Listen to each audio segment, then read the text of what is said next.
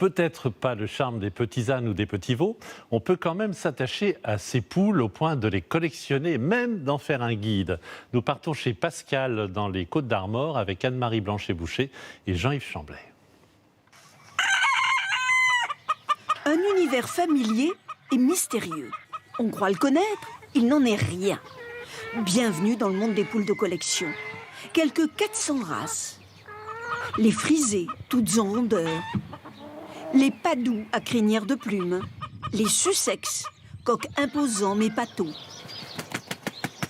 Ou les chabots, tout petits mais vifs. Les cocottes. Pascal Nuttall leur a consacré sa vie. Une encyclopédie. Les races, c'est l'homme qui les a créées, à partir d'un ancêtre sauvage qui était un coq asiatique. Et toutes les races descendent de ce coq-là. Rien ne prédestinait cette sociologue à élever des poules. Jeune mariée, elle voulait un animal. Son mari, lui, raffolait des œufs. Il lui a donc offert une poule. Le monsieur qui vendait les poules me l'a mise dans les bras pour que je la tienne. Et là, il s'est passé quelque chose d'incroyable parce que il y avait son cœur qui battait très fort contre le mien. Je la tenais comme ça. Et elle était chaude. Ça a été un émerveillement, un choc. Souvent, au premier coup d'œil, les amateurs succombent à la beauté des plumages. Chamarrés, graphiques aux liserés contrastés, couleurs de feu.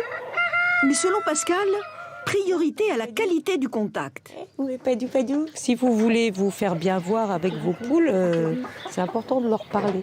Cocotte. Cocotte. Ah oui, cocotte. C'est pas ce que je dis qui a du sens, c'est ma voix, c'est le fait de répondre. C'est des petits vers séchés. C'est une friandise pour elle, c'est comme pour nous un bonbon au chocolat. 25 ans que les poules la fascinent. J'ai passé des heures à les regarder et à les écouter. Et c'est bizarre parce que j'ai compris très très vite ce qu'elles disaient. C'est comme si j'avais appris à parler poule, Vous voyez, le coq là, appelle la poule pour lui donner le petit bout d'herbe qu'il a trouvé. Il lui dit, voilà, il y a un bon morceau.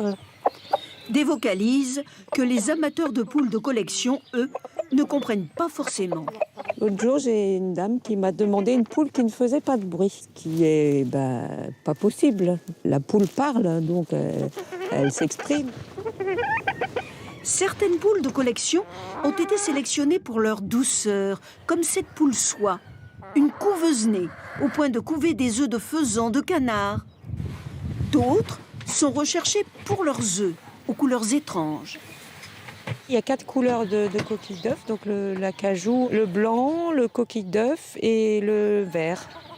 À chaque poule son caractère. On a la petite poule effrontée, on a la chef, on a la soumise, on a celle qui cherche des noises, la copine tout le temps. Elles ont chacune leur personnalité.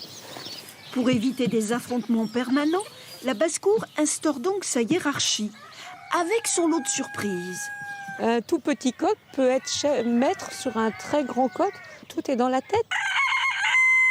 Vous voyez ? Le padou, là, c'est lui qui a le droit de chanter et c'est lui qui va au contact quand un intrus arrive. La preuve sur le champ avec 2 nouveaux arrivants, un coq et une poule. Je vais les passer en retraite dans l'EHPAD local.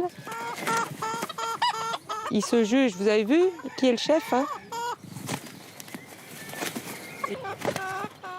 En fin de combat, les poules se regroupent autour du vainqueur. Il y a 20 ans, Pascal vendait 2 poules de collection pour un coq. Aujourd'hui, elle vend 20 poules pour un coq. Les amateurs ne supportent plus les chants. Or, le volatile vit jusqu'à 10 ans. En moyenne, les prix s'étalent entre 20 et 50 euros, rarement plus. Mais Pascal ne participe à aucune compétition. Elle parle et surtout, elle vit poule.